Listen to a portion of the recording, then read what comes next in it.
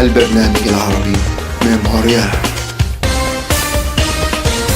You're listening to CKUT 90.3 FM on the dial www.ckut.ca on the internet. President Donald Trump's decision to move the U.S. Embassy in Israel from Tel Aviv to Jerusalem ends 7 decades of U.S. policy towards Jerusalem, which has consistently avoided recognizing Israeli claims to sovereignty over any portion of the contested city. On the line with us from Washington, Josh Ruebener, Policy Director of the U.S. Campaign for Palestinian Rights, a national coalition of hundreds of organizations working for freedom, justice, and equality. He's also the author of the book Shattered Hopes, Obama's Failure to Broker Israeli-Palestinian Peace, and of the forthcoming book Israel, Democracy or Apartheid State. Mr. Ruebener, welcome to our show, and thank you so much for being with us. Thank you very much for having me. I would start by asking you, if I may, about a historical introduction to the status of Jerusalem. So we have to go back, I believe, to 1947. I agree. I think that's an excellent starting point to start understanding the grave implications of what Trump did this week, because in 1947, when the UN recommended the partitioning of Palestine against the wishes of the majority indigenous Palestinian population, the UN nevertheless also agreed that Jerusalem should be an international city under the administration of the UN in recognition of its special historical and religious significance to Judaism, Christianity, and Islam. The recommendation for making Jerusalem an international city was never implemented because as Zionist militias began attacking Palestinians even before the establishment of the state in May 1948, and fighting later broke out between Israel and neighboring Arab countries, what happened was that at the end of this fighting and at the end of the Nakba, when Israel had driven out the majority of the indigenous Palestinian population from what became Israel, Jerusalem was divided in a western sector under Israel's control and the eastern sector under Jordan's control, and it remained divided until 1967 when Israel occupied the remainder of historic Palestine, including East Jerusalem. And since that time, it's maintained a separate and unequal regime in the city where Palestinians who live there are subjected to Israeli laws, and Israel makes the decisions affecting their lives, yet they're not citizens of the state that rules over their lives there in Jerusalem. So what Trump's decision did... If I may interrupt you, Mr. Ruebener, because 1967, of course, was a turning point specifically for Jerusalem. At that point, what was the consensus? I mean, we always thought of Jerusalem as becoming something like the Vatican, although Israel, of course, had the west part of Jerusalem, had divided the city in two parts. But still, this was, I would say, one of the fundamental aspirations of the Palestinian people. So at this juncture, I want you to expand a little bit on the situation. Well, sure. After 1967, when Israel occupied the West Bank, including East Jerusalem, the consensus of the international community became that any resolution to the status of Jerusalem would have to be done within the context of a negotiated agreement between all concerned parties. And that was the U.S. position up until this week as well. And so what was so revolutionary about Donald Trump's declaration earlier this week was that he basically upended 50 years of U.S. policy, saying that we don't recognize what Israel is doing in East Jerusalem as being valid. Because up until that point, the U.S. had always officially opposed Israel's home demolitions in East Jerusalem, Israel's building of illegal settlements in East Jerusalem, changing the demographic nature of this part of the city, which is under military occupation under international law. But all that has vanished with Trump's declaration this week saying that he recognizes Israeli sovereignty over the city. All right, Mr. Josh Ruebener, we are saying that he recognized a fait accompli. In other words, the demolition of the homes, the ethnic cleansing of Palestinians, whether from West Jerusalem or East Jerusalem, has been going on for some time now. And although you're saying the U.S. was officially opposing those policies, actually, did any U.S. president take a stand and ask Israel to change course?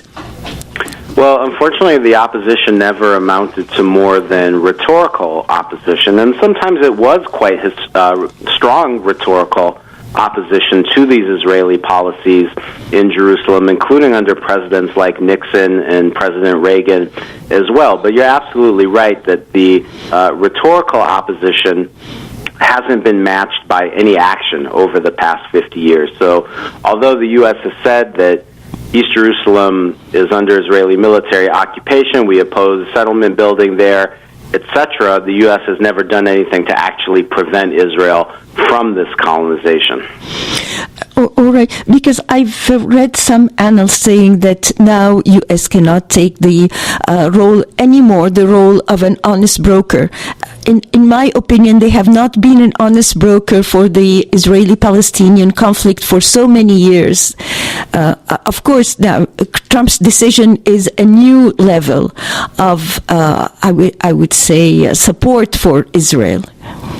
Your comments? I absolutely agree with that analysis, and in fact, since the Ford administration in the 1970s, it's always been the formal negotiating position of the United States to pre-consult with Israel on negotiations and to develop a common framework and understanding, and then presenting the Palestinians with very one-sided, very anti-Palestinian proposals. So you're right that this doesn't make the U.S. a dishonest broker. The United States has always been backing Israel's interest in these negotiations. In fact, one of the former U.S. peace process negotiators, a fellow by the name of Aaron David Miller, after he left governmental service, he actually wrote an op-ed that was entitled Israel's Lawyers, and he admitted that what the United States does in these negotiations is to act in Israel's best interest, not as an honest broker. So what I think Trump's declaration did this week is not change that fact, yes, but make it much more evident to everyone who still had a shred of doubt about just how biased the United States is. Apart from the bias, Mr. Ruebener, I'd like you to explain to us, what does the move actually mean? What does it signify on the ground? Because if we say moving the embassy from one city to the other, what is the big deal? But in fact, it has other ramifications that are not evident when we read the mass media. There's been a lot of analysis out there that the declaration is merely symbolic in nature, but I really fundamentally disagree with that. When the President of the United States declares a city to be the capital of a country, that has very, very serious ramifications for the foreign policy of the United States. And, you know, Jerusalem is not like any other country. It's not like saying, you know, we think that the capital of Brazil should be in Rio instead of Brasilia.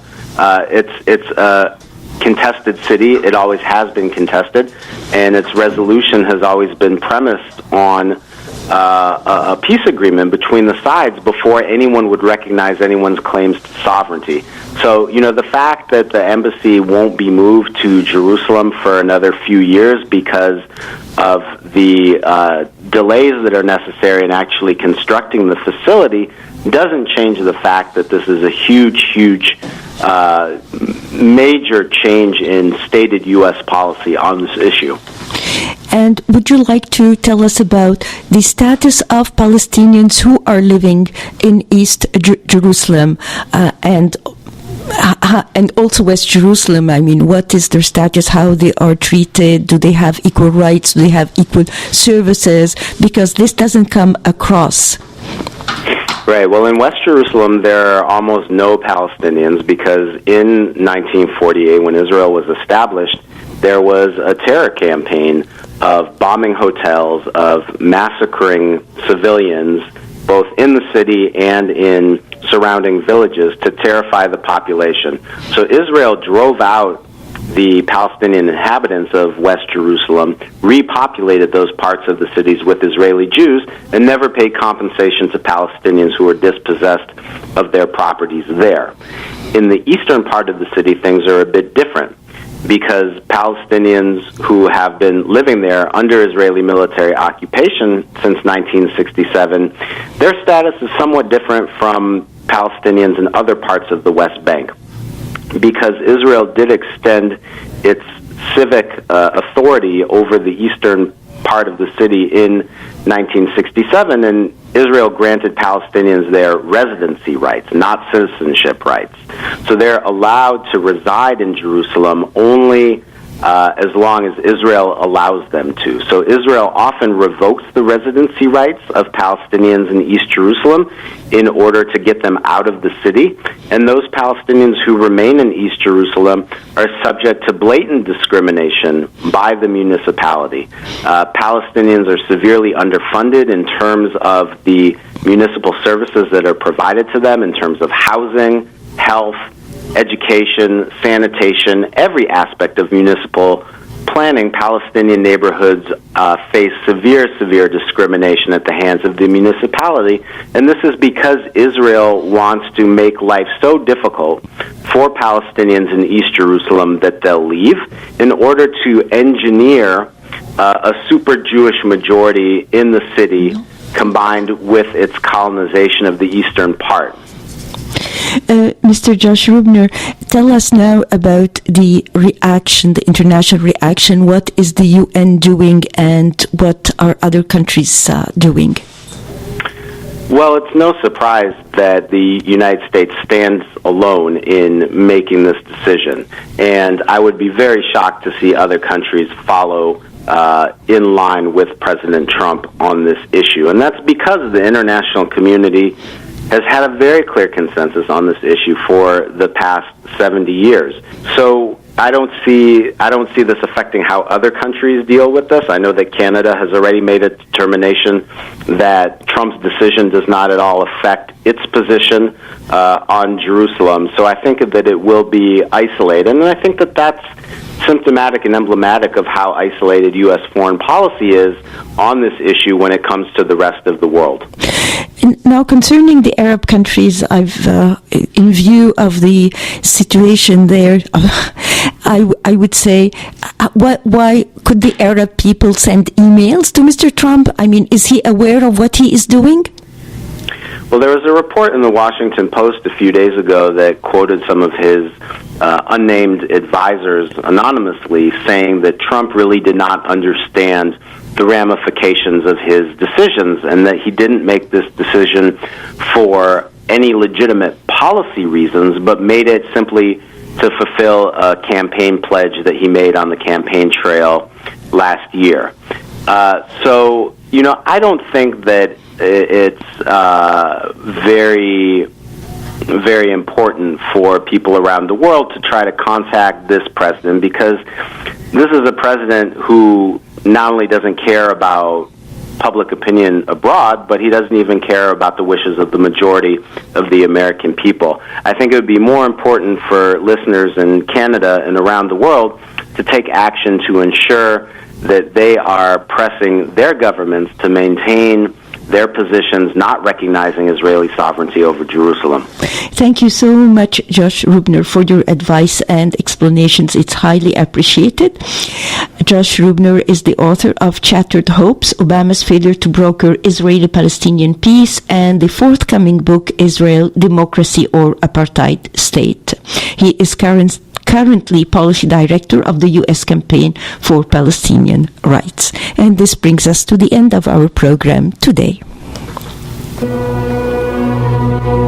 عيوننا إليك ترحل كل يوم ترحل كل يوم تدور في أروقة المعابد تعانق الكنائس القديمة وتمسح الحزن عن المساجد عيوننا إليك ترحل كل يوم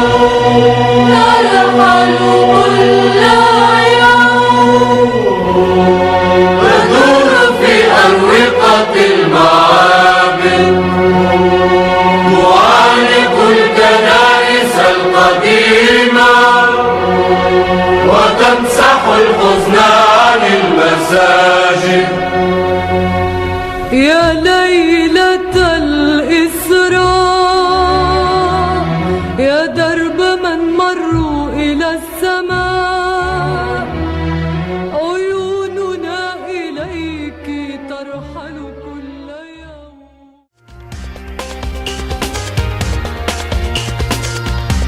البرنامج العربي من مونريال.